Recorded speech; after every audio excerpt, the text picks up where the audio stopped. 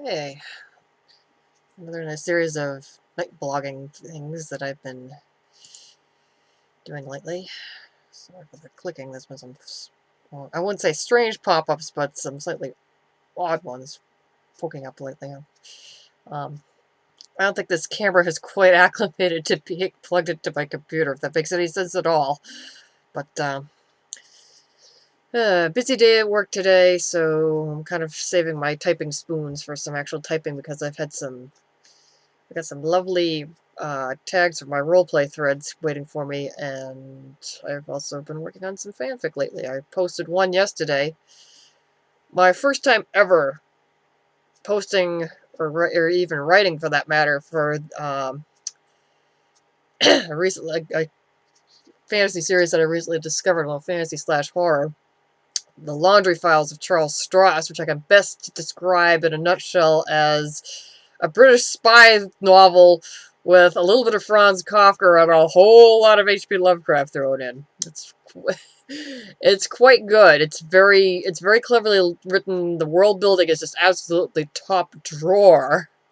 It's like, wow. I mean, I could see this happening. This sort of stuff happening, without us duffers knowing anything about what's going on. That, there just might be, people in British and in American intelligence who are, fighting eldritch abominations and making sure that they don't overrun our world. So, so I wrote a little fic for that in response to a prompt on comment fic.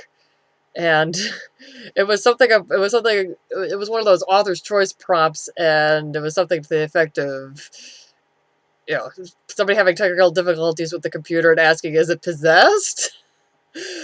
And there's a little bit in the first book of the Laundry Files, the Atrocity Archives, where the guy mentioned, the main character, Bob Howard, who is a kind of technological warlock, talks about the annoying coworker, known only as Fred from accounting, who keeps bothering him about, things going wrong with his computer. So I decided to write, a little story about one of those times when Bob has to fix Fred's computer.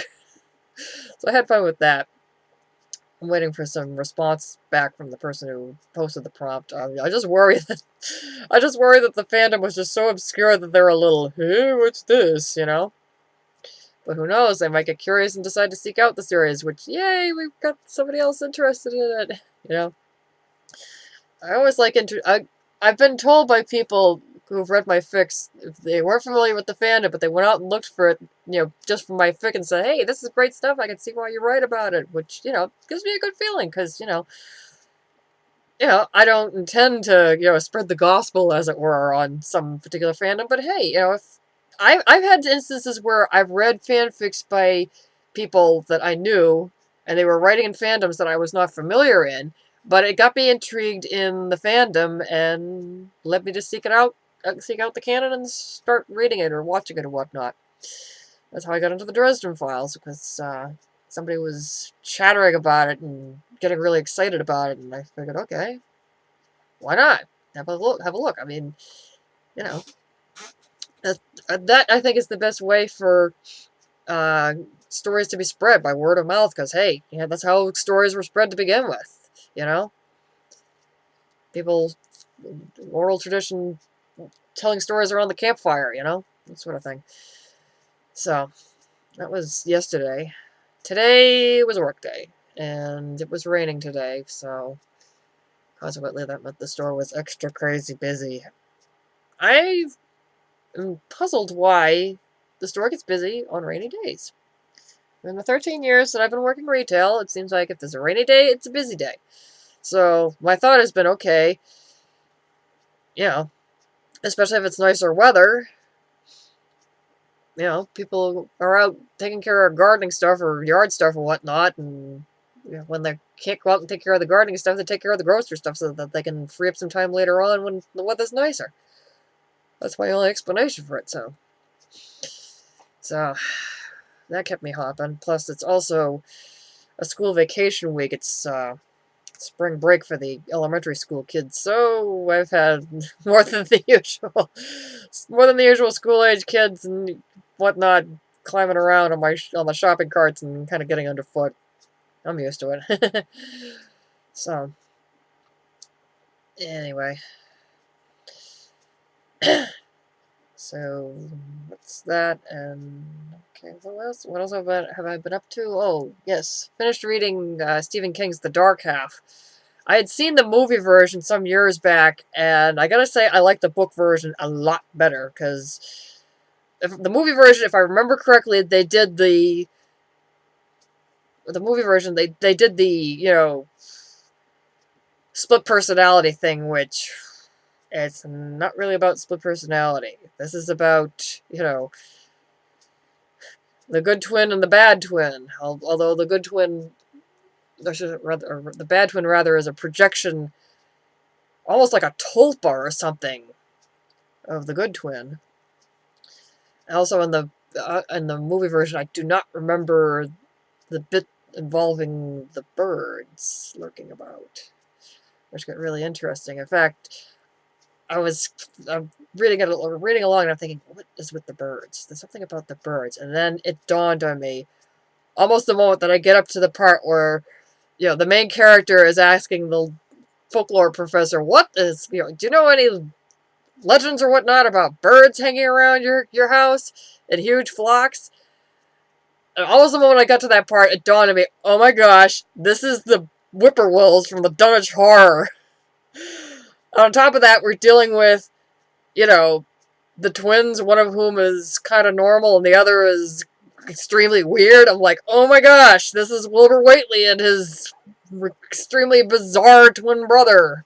I mean, sure, it's, you know, not entirely a straight parallel, but like that went through my head and I was like, oh my gosh, this may not be entirely Lovecraftian, but spooky, you know.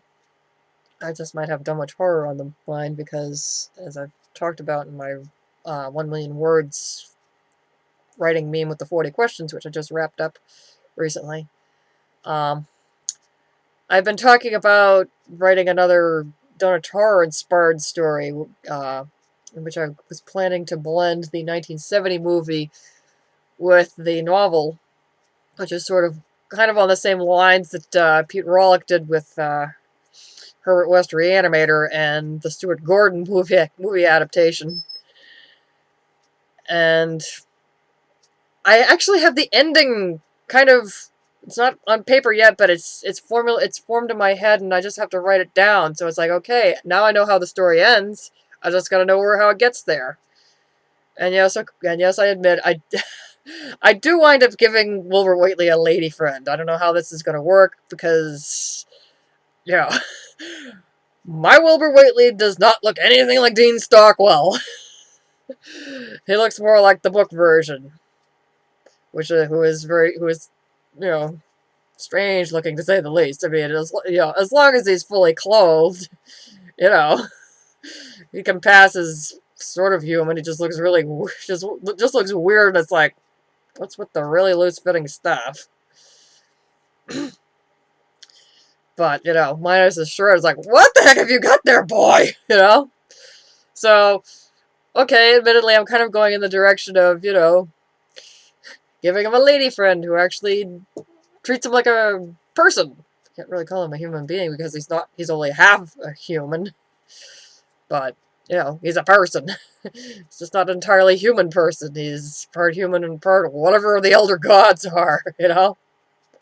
So, that's kind of fun. It's because, I mean, I am an inveterate, you know, throw the character a bone kind of writer. It's like, you know, half of the time when I'm writing fan fiction, it's, you know, okay, these characters have tough moments. We all have tough moments, you know, as as real human beings, flesh and blood human beings, or flesh and blood people, I guess in this case. You know, come on. The cosmos has to throw you a bone once in a while. It's not all doom and gloom, you know? I mean, come on, even old Howie Phil himself was not entirely against throwing his characters a bone here and there, you know? I mean, some of his stories actually do have happy, I won't say happy endings, but good endings, you know? May not be entirely the best, but, you know. So, That's what's occupying my mind first and foremost, although some of my time last night and partly this morning got eaten up with writing the X-Files crossover with the Frighteners that I've been threatening to write. Because I kind of did the math, and it made sense to me if you look at the timelines that, you know, if Fox Mulder was getting into the paranormal cases and digging around in the X-Files, no doubt he probably crossed paths with Milton Dammer, so maybe he even got mentored by the weird little man, so I'm working on a fic where they actually meet. I'm not going to give out too much, but we'll just say they kind of get off on the wrong foot, but then things resolve themselves as best as they can when you have two snarkers involved. For that matter, Mulder might be one of the very few people that can put up with Dammers and all his quirks. Because he's actually studied psychology, and okay, probably is thinking, alright, this guy has PTSD and might be a little psychotic and possibly neuroatypical, so, you know, they might be good for each other.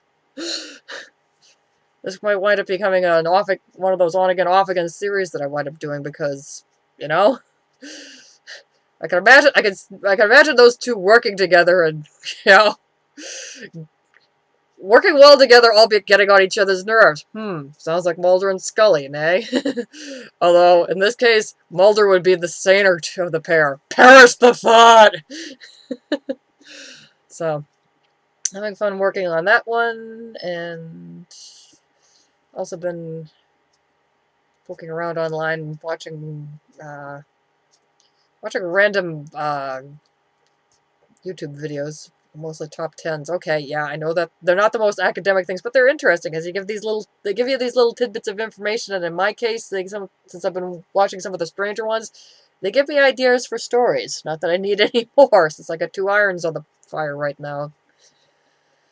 So, well, that's been the past couple days for me, and I'm going to sign off for now and get this off to you folks. So, you all take care, folks.